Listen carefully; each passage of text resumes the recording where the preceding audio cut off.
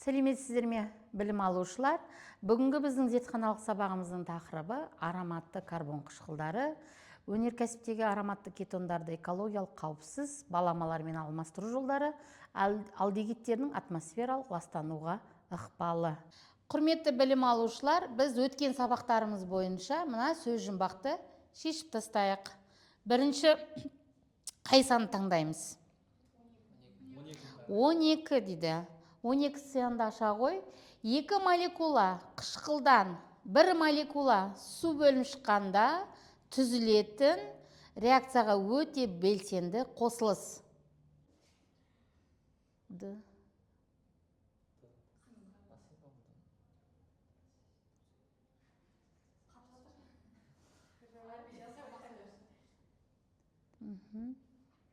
Ангидрид.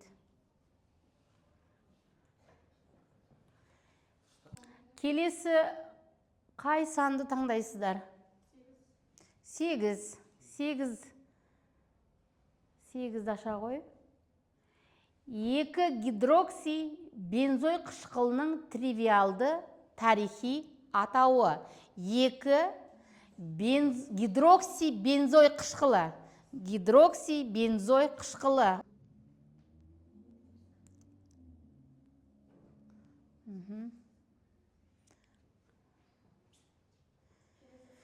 Келесі қай санын ашамыз?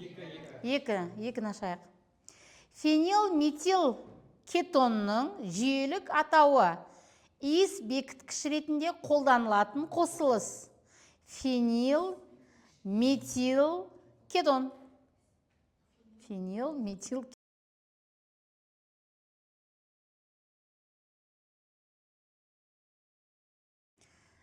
Келесі қай сан? Тездетеміз, е? Келесі? 9 сан. 9 сан аша қой.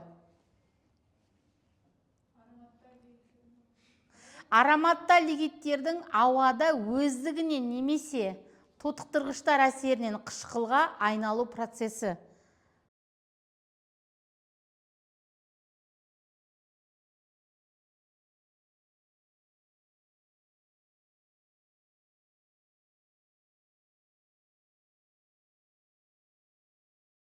Енді үй тапсырмасы бойынша ароматты алдегидтер, кетондар және қышқылдар тақырыбы бойынша сабақ айтамыз. Қазір бірінші ароматты алдегидтер, олардың алыну жолдары, физикалық және химиялық қасиеттері бойынша сабақ айтамыз. Ароматты алдегидтер дегеніміз молекуласында бензол сақинасымен немесе бүйір тізбектегі көміртек атоммен байланысқан алдегид топшасы бар қосылыстарды айтамыз. Олардың атауына келетін болсақ, бізде тікелей бензол сақинасымен байланысқан алдегидтер бізде жаңағы ароматты қышқылдардың атауына ұқсас аталады. Мысалы, бензоальдегид немесе толу алдегиді деген секілді. Ал бізде алдегид топшасы бүйір тізбекте орналасқан алдегидтер май қатарындағы алдегидтер туындылары болып саналады. Солардың атауына ұқсас аталады. Мысалы, фенил сірке алдегиді деген секілді.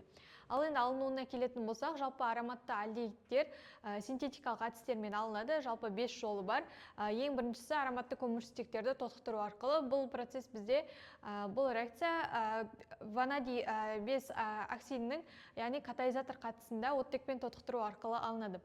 Екінші бізде ароматты спирттер тотықтыру әдісі.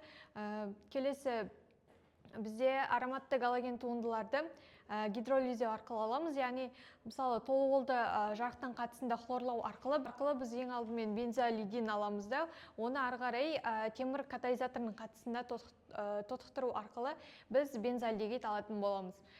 Келесі әдіс бізде радий және никель катализаторларының қатысында ароматты қышқылдардың хлор ангидридтерін алдегидтерге дейін тотықсыздандыру арқылы ала аламыз. Жалпы бұл әдіс бойынша алынған алдегидті жаңағыдай спиртке дейін тотықсызданып кетпеу үшін негізінен катализатор әрекетін, яғни күкірт қосып тежейтін боламыз.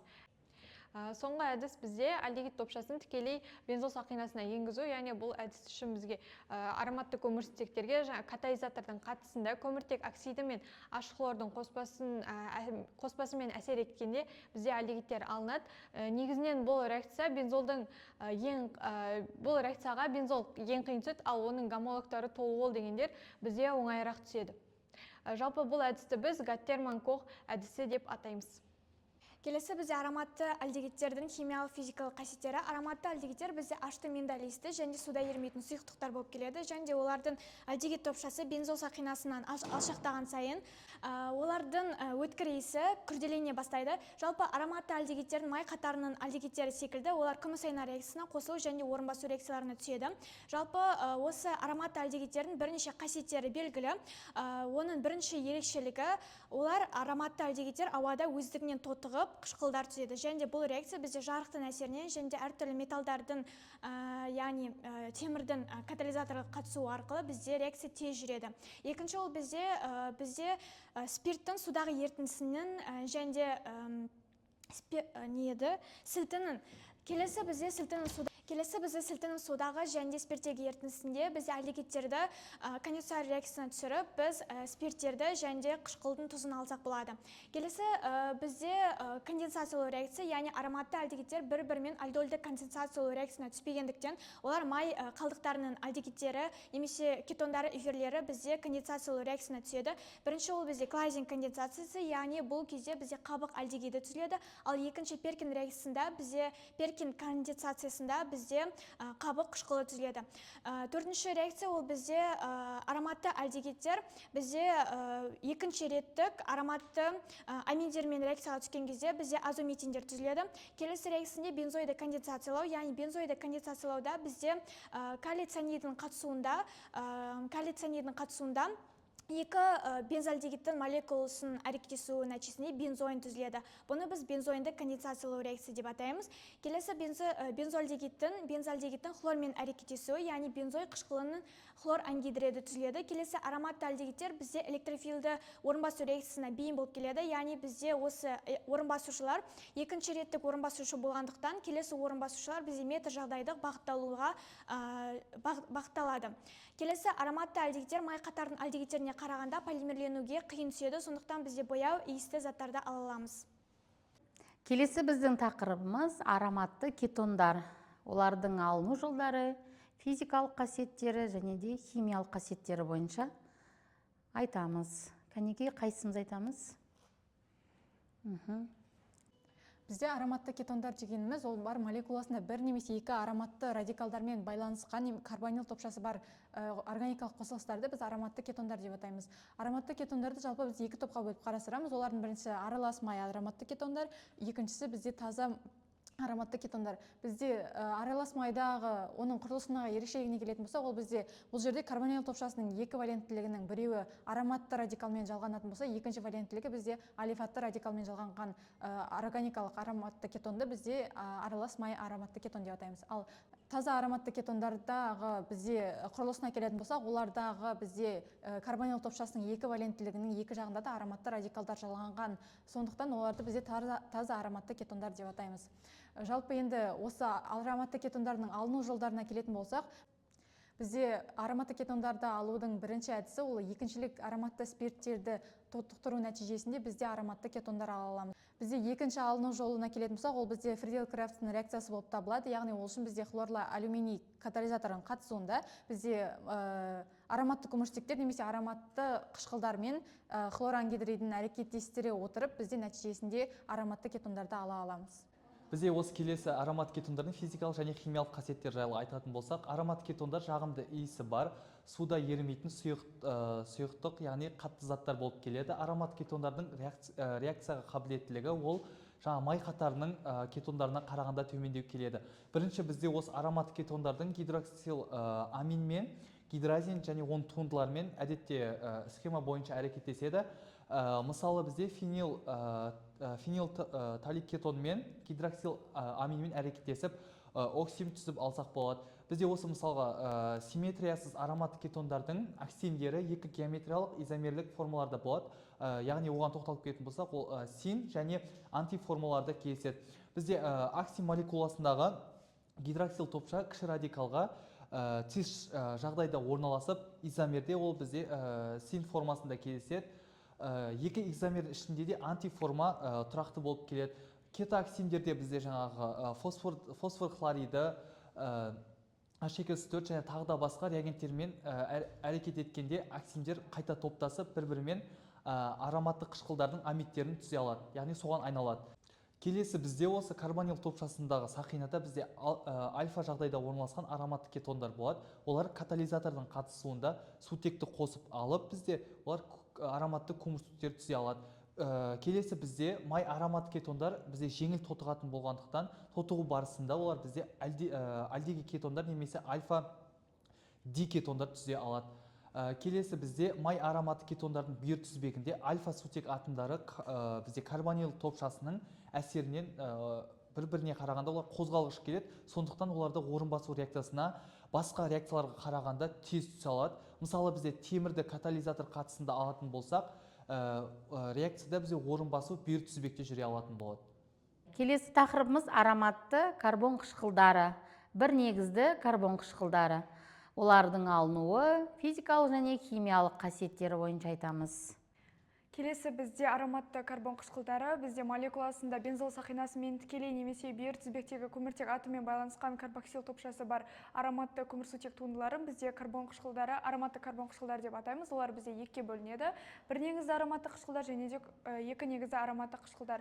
Бізде ароматты бір негізді карбон қышқылдары табиғатта жеке түрінде немесе қосылыстар күйінде бальзамдар, көптеген смолалардың күрделі эфирлер түрінде кездеседі. Олардың көптеген алыну жолдары бар. Оның бірінші бізде бензол гомологтерін тотықтыру арқылы аламыз. Мысалы, бензой қышқылын бізде өнеркәсіпте толуолды тотықтыру арқылы алады.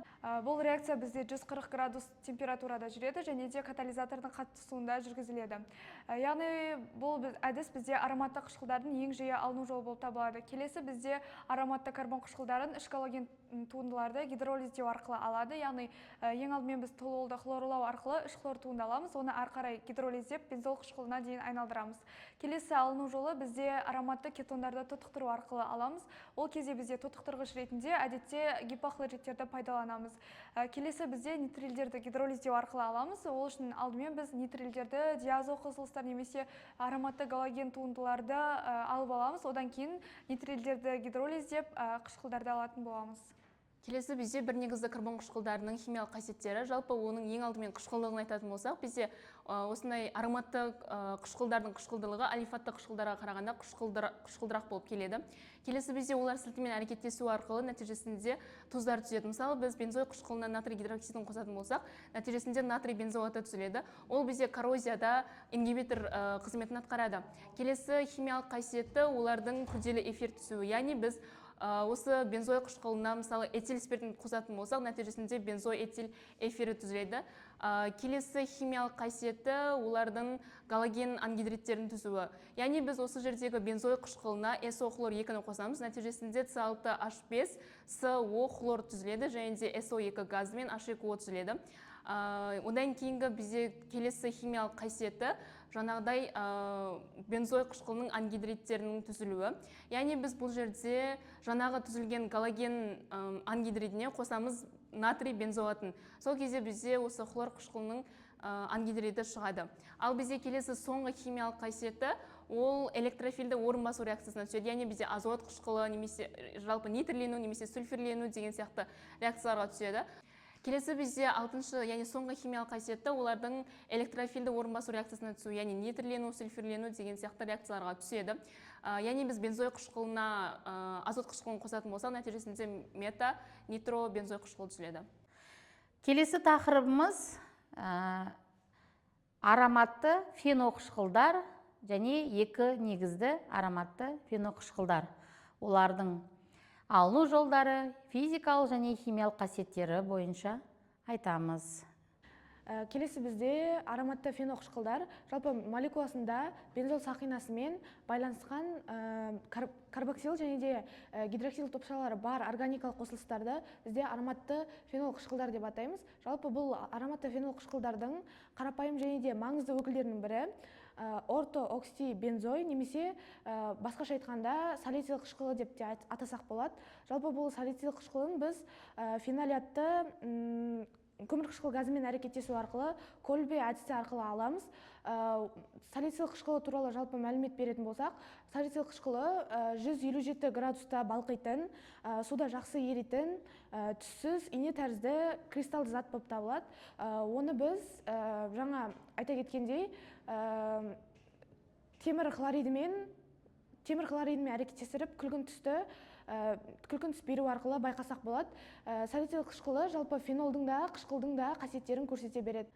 Одан бөлек бізде салицил қышқылы медицинада дәрі-дәрмек ретінде, яғни аспирин ретінде қолданылады, яғни ол дене қызуын басатын дәрі ретінде қолданылады. Одан бөлек тағы салицил қышқылы фенил эфирі ретінде ішекті дезинфекциялайтын зат ретінде қолданылады. Одан бөлек бізде салицил қышқылының ең маңызды туындыларының бірі пара-амин салицил қышқылы бар. Оны біз жаңағы мета-амин фенолмен көмірқышқыл газын әрекеттестіріп аламыз. Келесі бізде екі негізді ароматты қышқылдар болып табылады. Негізінде екі негізді ароматты қышқылдары біз фтал қышқылдар деп атаймыз. Фтал қышқылдарының 3 изомер түрі болады. Яғни ең бірінші бізде орта фтал қышқылы, оны біз фтал қышқыл деп атаймыз. Одан кейінгі мета фтал қышқылы, оны біз изофтал қышқыл дейміз. Одан кейін бар парафтал қышқылы, оны біз терафтал қышқыл деп атаймыз. Бізде екі негізді ароматты қышқылдардың алыну жолдары жалпы бір негізді ароматты қышқылдардың алыну жолына ұқсас. Бұл жерде біз екі негізді ароматты қышқылдардың алыну жолдары бізде бір негізді ароматты қышқылдардың алыну жолына ұқсас. Тек қана айырмашылығы екі топтың немесе екі атомның өзгеруіне байланысты. Бұл жерде бізде ортоксилол тобын тұттыру арқылы біз екі негізді ароматты қышқылдарын алатын боламыз. Бізде келесі екі атомды карбон қышқылдарының химиялық және физикалық қасиеттері. Олардың физикалық қасиеттері балқу температуралы жоғары кристалл зат болып келеді. Соның ішінде терефтал қышқылы, ол бізде суда ерікштігі өте нашар болып келетін қышқыл. Енді химиялық қасиеттері екі атомды карбон қышқылдары бізде бір атомды карбон қышқылдары секілді тұздар, ангидриттер және галоген ангидриттер түзіп әрекеттеседі. Мысалға алатын болсақ, фтал қышқылы бізде калий гидроксидмен толық әрекеттескен кезде калий фталидін түсетін болады. Келесі фталь қышқылын сірке ангидридінің қатысында температурамен айдаған кезде фтальдың ангидриді түзілетін болады. Және олар фталь ангидридін аммиакпен әрекеттескенде амин фталят ангидриді ең соңында өнімде түзіледі. Бүгінгі зертханалық сабағымыз бойынша тақырыпты біз мынандай тапсырмалар арқылы қорытындылаймыз. Бұл жерде бірінші жұптық жұмыстар беріледі және де топтық жұмыстар беріледі. Топтық жұмысты 3 топқа бөлеміз. 3 топқа тапсырмалар беріледі және осында айтып қорғайсыздар. Жұптық жұмыста реакция теңдеулері мен механизмдерін жазып шығасыздар.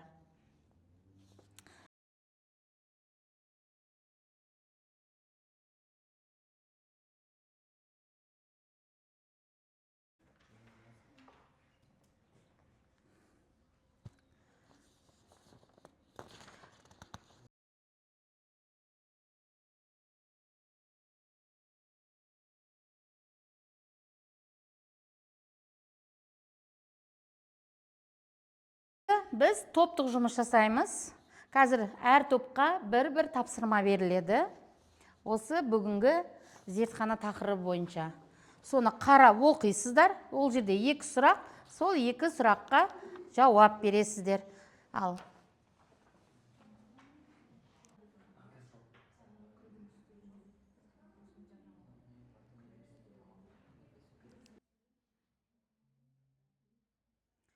енді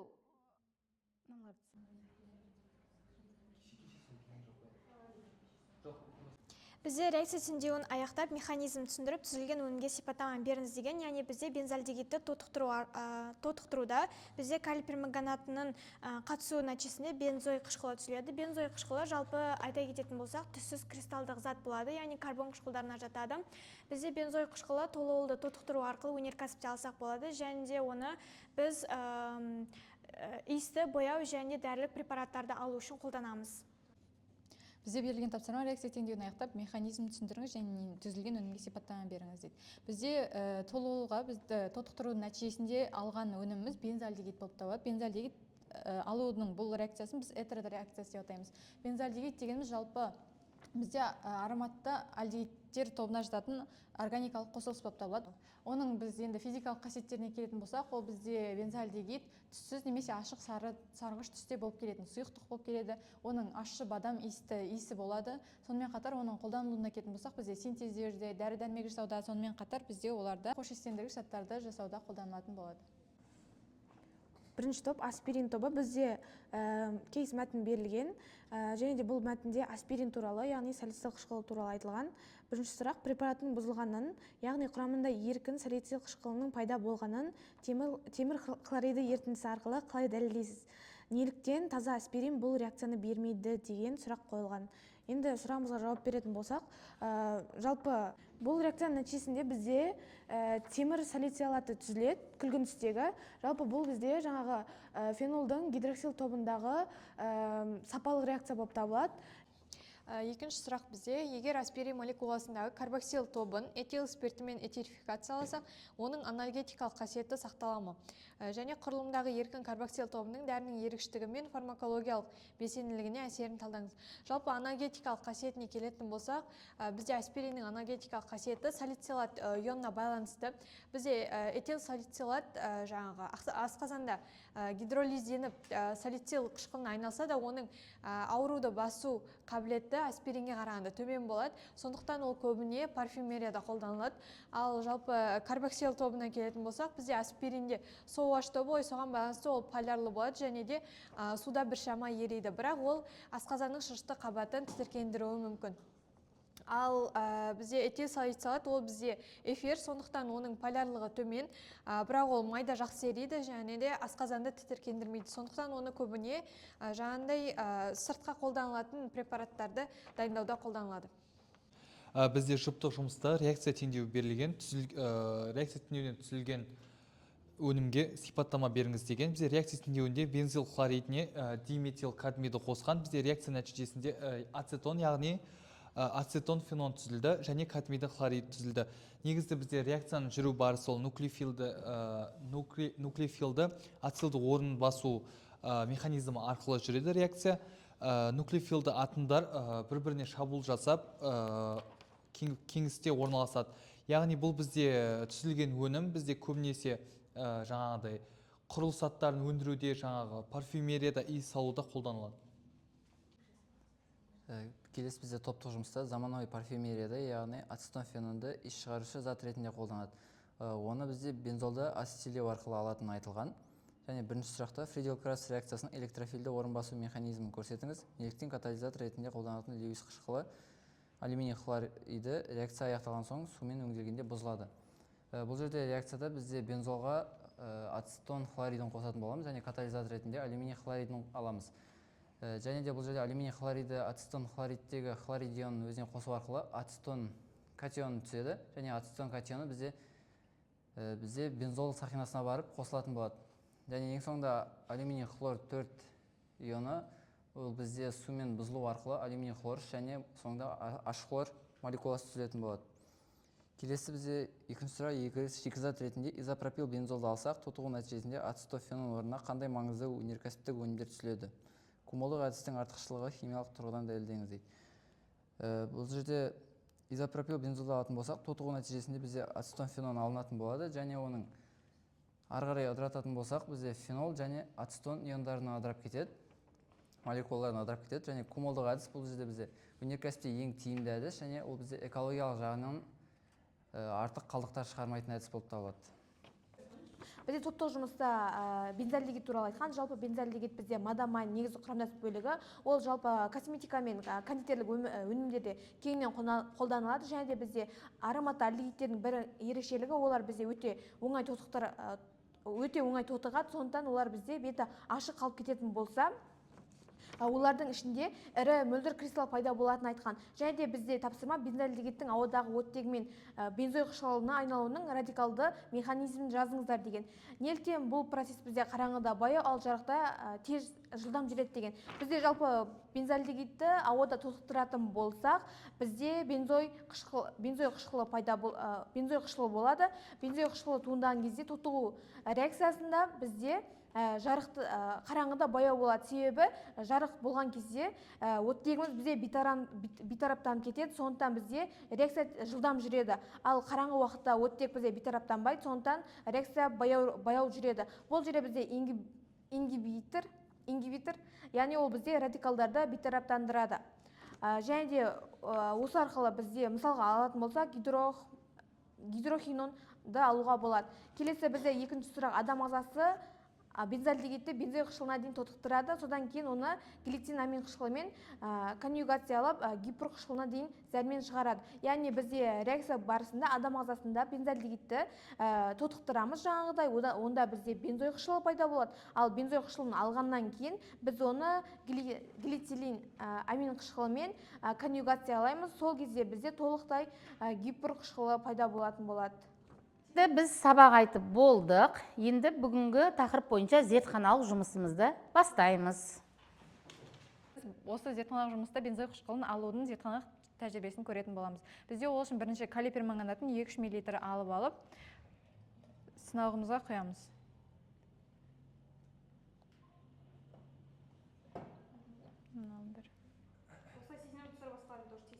Осы калий перманганатын алып алдық, осының үстіне біз бензальдегидті құятын боламыз.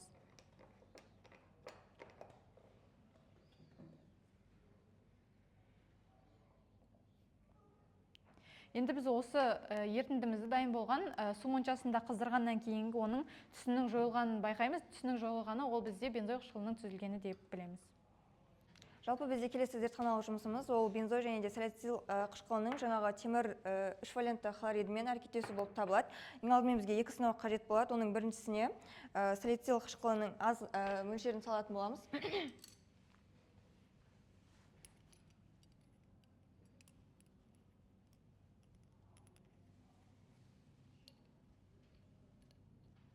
Екіншісіне біз салицил қышқылының кристаллын салатын боламыз.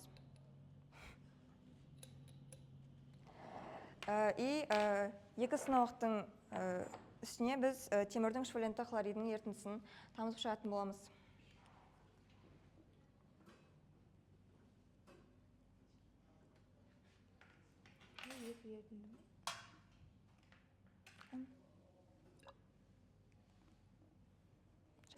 Бізде келесі зертханалық жұмыста бензой және салицил қышқылдарының калий перманганатымен әрекеттесуінің көретін боламыз.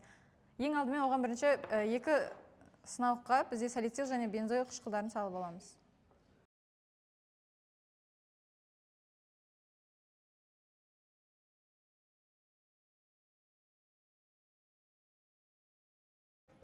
Біз енді осы дайын болған 2 ертіндімізге натрий карбонатының және де калий перманганатының қоспасын қосатын боламыз. Бізде реакцияның тәжірибенің нәтижесінде көре алатынымыз, мына сынауықта бізде шөгінінің түзілген, ал мына сынауықтағы бізде ертіндіміз түссізденіп жатқанын көретін боламыз.